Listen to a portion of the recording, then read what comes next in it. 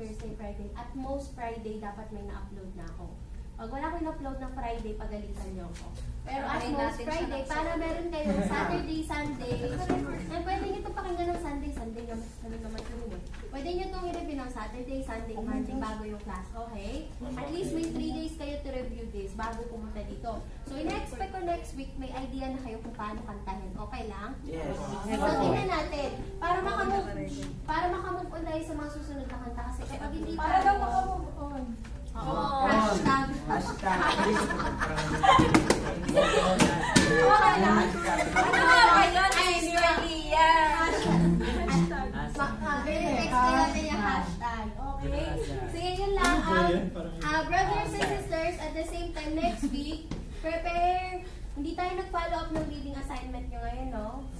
Pero, prepare to bear your testimony and share your experience. Paano nyo mas nakita yung atonement na nag-work sa buhay nyo this past 2 weeks? Kasi hindi tayo nag-follow up nung last week. So, ako sa week. With the hymns? Okay? Paano nag-work? Share.